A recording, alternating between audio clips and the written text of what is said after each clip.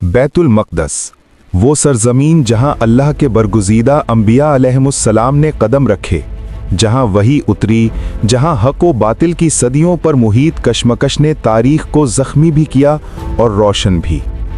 ये शहर हमेशा से इज़्ज़त व आज़माइश और फुतूहात का मरकज़ रहा है और आज तक उसकी तकदीर के गिर्द घूमता हुआ ये सिलसिला रुका नहीं।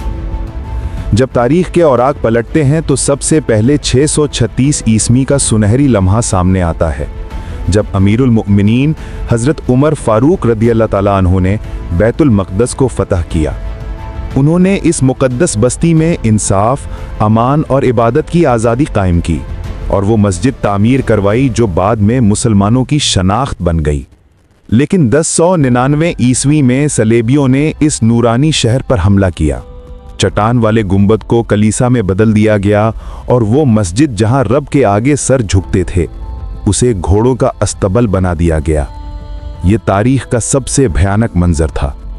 फिर 1187 में अल्लाह ने मुसलमानों को वो अजीम मर्द मुजाहिद अता किया, सुल्तान सलाहुद्दीन अय्यूबी, जिसने अल कुद्स को फतह किया, मस्जिद अक्सा को सलेबियों की नजासत से पाक किया और वो अजमत लौटा दी जो सदियों से पामाल हो रही थी। लेकिन फितना एक बार फिर सर उठाता रहा। 1924 में बरतानवी जनरल एडमंड ने इस मुक़द्दस ज़मीन पर नापाक कब्ज़ा जमाया। 1948 में यहूदी फ़ौज ने बमबार तैयारों के ज़रिए अल कुद्स और मस्जिद अक्सा पर हमले किए और 7 जून 1967 को इसराइली फ़ौज ने पूरा शहर छीन लिया, यहाँ तक कि चट्टान वाले गुंबद पर अपना परचम लहरा दिया। इसके बाद यहूदियों ने वो साजिश शुरू की जिससे आज भी मस्जिद अक्सा की बुनियादें लरज़ रही हैं। 1967 के बाद उन्होंने पूरे इलाके के नीचे सुरंगों का जाल बिछाना शुरू कर दिया।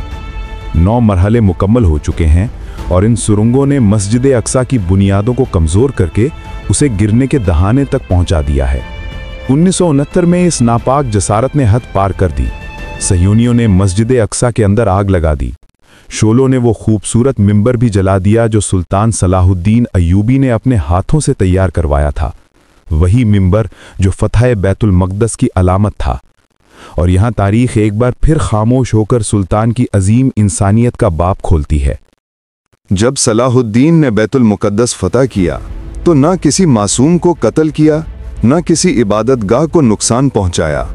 उसने अपने दुश्मनों के साथ भी वो सलूक किया जो इंसानियत के आला तरीन मयार पर पूरा उतरता है।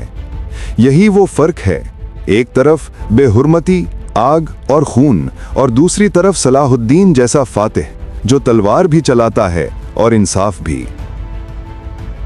सुल्तान सलाहुद्दीन अय्यूबी की क़यादत में जब लश्कर इस्लाम 15 रजब 583 हिजरी को बैतुल मुक़द्दस के मगरिबी किनारे पर पहुंचा तो वो लम्हा तारीख के सीने पर एक नए बाब की सूरत में सब्त हो गया। उस वक्त बैतुल मुक़द्दस ईसाइयों के मजबूत तरीन कब्जे में था।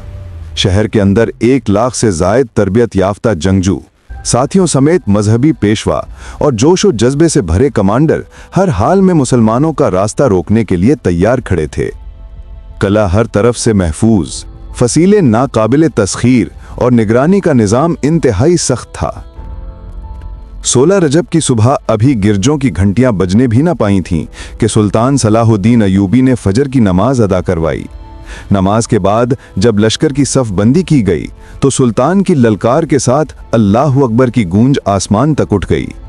ये वो सदा थी जिसने बैतुल मुक़द्दस की फिजाओं को लर्जा दिया। इसी लम्हे ईसाई गिरजों में भी नाकूस बजने लगे और इब्तिदाई झड़प शुरू हुई।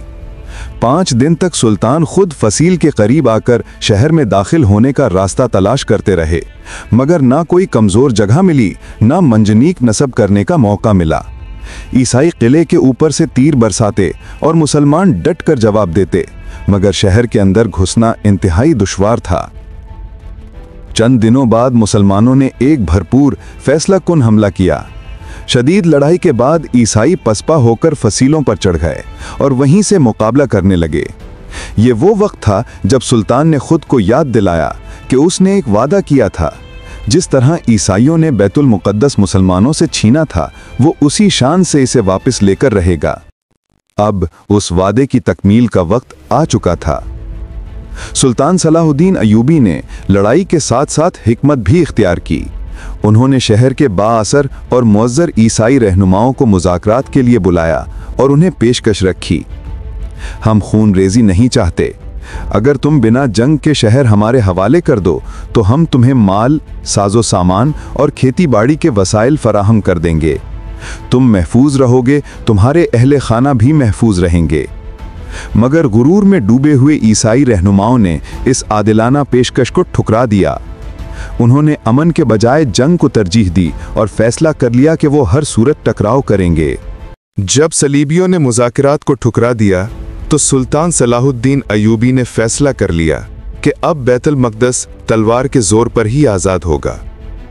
इसके बाद सुल्तान ने अपनी पूरी फौज को शहर के मशरकी हिस्से की तरफ मुंतकिल किया, वही मुकाम जहां से 91 साल कबल सलीबियों ने मुसलमानों के खून से जमीन रंगी थी। सुल्तान ने चाहा कि तारीख को वहीं पलट दिया जाए जहां उसे बदतरीन अंदाज में तोड़ा गया था। जैसे ही लश्कर इस्लाम में समत बढ़ा, मंजर बदल गया।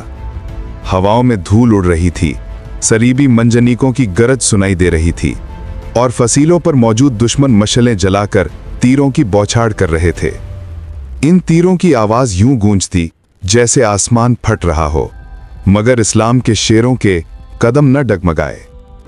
लश्कर इस्लाम सैलाब की तरह बढ़ा, नेज़े टकराते, ढालें टूटती, जमीन कांपती और फसीलों की दीवारें हौलनाक धमाकों से लरसती थी। सुल्तान ने शहर के गिर्द बड़े मंजनीक नस्ब कराए जिन्हें अल आदिला कहा जाता था। इन मंजनीकों के पत्थरों ने फसीलों को एक एक ज़रब में चीरना शुरू कर दिया। हर पत्थर के गिरने से पूरा शहर लरस जाता। सलीबी चीखें मारकर पीछे हटते और मुसलमान जानबाज आगे बढ़ते जाते। फिर वो वक्त आया जिससे सलीबी कभी न बच सके थे। मुसलमानों ने फसील की बुनियादों में नकब लगाना शुरू कर दी। तीर तलवार बनकर उनके जिस्मों को छलनी कर रहे थे। आग के गोले आसमान से उतर रहे थे, मगर जानबाजों की हिम्मत न टूटी। चंद ही लम्हों में नकब तैयार हो गई। मुसलमानों ने लकड़ियां, घी और राल भरकर उसमें आग लगा दी। शोले ऐसे भड़के कि किला की मजबूत दीवारें तड़कती चली गईं। और फिर वो अजीम लम्हा आ गया। फसील एक धमाके के साथ टूट गई। धुआं, आग, चीखें और तकबीर की गूंज, इन सब ने मिलकर ऐसा मंजर बनाया जो तारीख कभी न भुला सकेगी।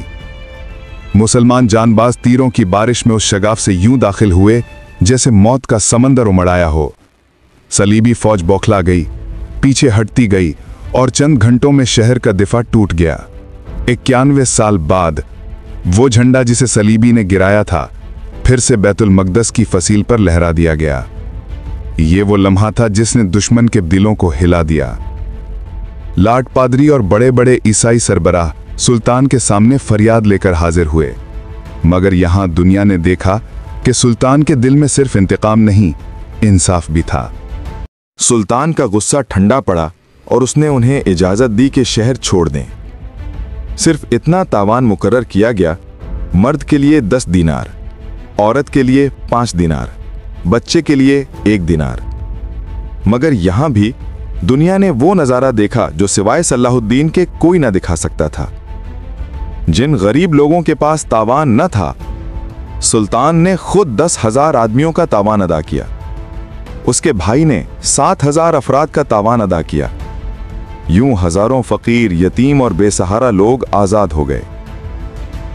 जब काफले रुखसत होने लगे तो सैकड़ों औरतें रोते हुए सुल्तान के पास आईं। हमारे शौहर कैद में हैं, हम कहां जाएं? और सुल्तान ने वो हुक्म दिया जिसने दुश्मन भी रुला दिए। इन सब औरतों के शौहरों को फौरन रिहा किया जाए और जिन बच्चों की माएं अलग हो गई हैं उन्हें मां के साथ वापस भेज दिया जाए। यही फर्क है। सलीबियों की फतह में खून था और सलाहुद्दीन की फतह में रहमत। जब शिकस्त खुर्दा सलीबी काफिले रवाना होने लगे तो सुल्तान ने सिर्फ उन्हें इजाजत ही न दी बल्कि उनका पूरा सामान भी लौटाया। अजीब मंजर था। बूढ़े, कमजोर और लागर लोग जिनके पास चलने की सकत तक नहीं थी, उन्हें उनके साथी अपने कंधों पर उठाए हुए थे। ये हालत देखकर सुल्तान सलाहुद्दीन की आंखों में ऐसी नरमी उतरी कि पूरा लश्कर खामोश हो गया। सुल्तान ने फौरन हुक्म दिया, इन्हें खच्चरों पर सवार किया जाए और साथ में इतना माल दे दो कि ये रस्ते में मोहताज न रहें। तारीख के अजीम मुअर्रिख अमीर अली लिखते हैं कि सुल्तान ने मफ्तू शलीबियों की इज्जत इतनी रखी कि जब तक आखिरी ईसाई काफिला शहर से बाहर ना निकल गया, सुल्तान ने खुद बैतुल मुक़द्दस में कदम नहीं रखा। ये एहतराम किसी मामूली फातेह का नहीं था। ये वही सलाहुद्दीन था जिसने दुश्मन की तलवारें, जुल्म और खूनरेजी सब देखे थे, मगर उसका दिल फिर भी इंसानियत से खाली नहीं हुआ। सलीबियों ने जुम्मे के दिन बैतुल मुक़द्दस का कंट्रोल मुसलमानों के हवाले किया और जैसे ही शहर मुसलमानों के हाथ आया, हजारों मुजाहिद, सूफी, उलमा और आम मुसलमान मस्जिद अक्सा की सफाई के लिए दौड़ पड़े। वो मस्जिद जिसे सलीबियों ने घोड़ों के अस्तबल में बदल दिया था, जिसकी दीवारों पर बेहुरमती की तस्वीरें थीं, जहां महराब से ज्यादा निजासत थी। मुसलमानों ने सफाई शुरू की, कुफ्र व शिर्क के हर निशान को मिटा दिया, निजासत के हर धब्बे को धो डाला, मज़बा खाने और बैतुल खला ख़त्म कर दिए। एक हफ्ते के अंदर बैतुल मुक़द्दस ऐसे जगमगा उठा जैसे 91 साल बाद उसे फिर से दुल्हन की तरह सजा दिया गया हो। अगले जुम्मे तक मस्जिद अक्सा मुकम्मल तौर पर पाक हो चुकी थी। इसी दौरान सुल्तान ने हलब से वो तारीखी मिंबर मंगवाया जो नूरुद्दीन ज़िंगी ने ख़ास मस्जिद अक्सा के लिए तैयार किया था। वही नाजुक और खूबसूरत मनकूश लकड़ी का मिंबर जिस पर नूरुद्दीन ने कहा था, ये उस दिन नस्ब होगा जब बैतुल मुक़द्दस दोबारा आज़ाद होगा। इस मिंबर को इंतहाई एहतराम के साथ मस्जिद अक्सा में रखा गया और यूं नूरुद्दीन ज़िंगी का ख्वाब सलाहुद्दीन के हाथों ताबीर पा गया। एक मौर्रख लिखता है कि 91 साल बाद मस्जिद अक्सा में पहली बार नमाज अदा की गई तो मंजर ऐसा था कि रूह कांप उठे। नीले आसमान के नीचे अजान की सदा बुलंद हुई, वही सदा जिसे सलीबी 90 बरस तक दबाने की कोशिश करते रहे।